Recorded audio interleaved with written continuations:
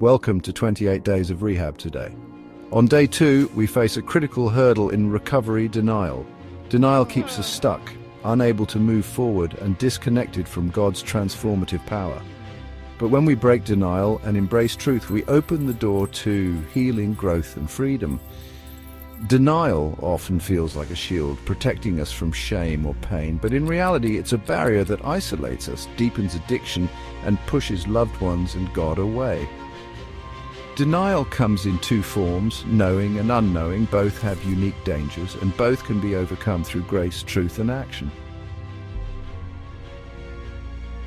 Knowing denial happens when we recognize the problem but actively avoid addressing it.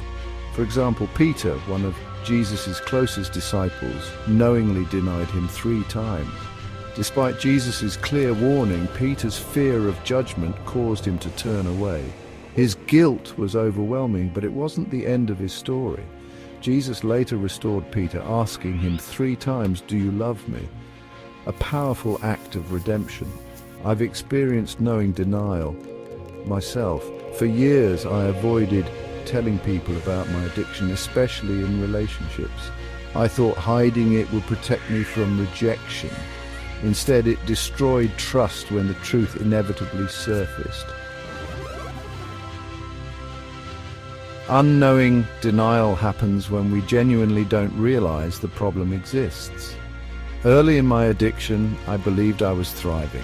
I held steady jobs, lost weight, and received compliments that fed my ego.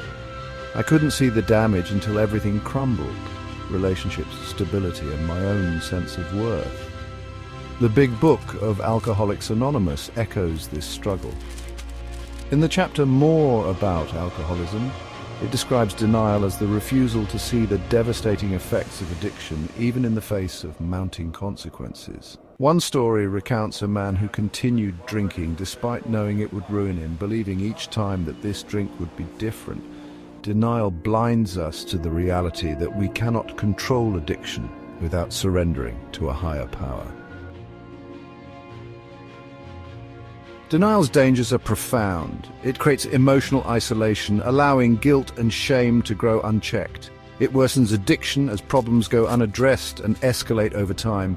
It damages relationships, eroding trust and leaving loved ones feeling unheard.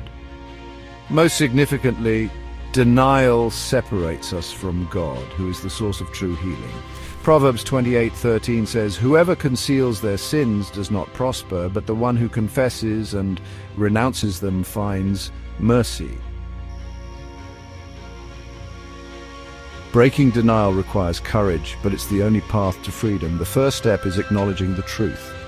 John 8:32 reminds us, "Then you will know the truth, and the truth will set you free." Facing the truth about our struggles, whether knowing or unknowing, can be painful, but it's also liberating. The next step is confession. James 5:16 tells us, "Confess your sins to each other and pray for each other so that you may be healed." Sharing your struggles with someone you trust, a mentor, sponsor, or pastor, brings accountability and support. Finally, trust in God's grace. Peter's denial didn't define him. Through Jesus' forgiveness, Peter's failure became the foundation for his ministry, as Romans 8:28 assures us. And we know that in all things God works for the good of those who love him. Reflection time. Are there areas of your life where denial, knowing or unknowing, is holding you back? How has denial affected your relationships, health, or spiritual growth? Breaking denial leads to personal transformation. When you face the truth and surrender to God, you experience healthier relationships, emotional peace, and a deeper connection with your Creator.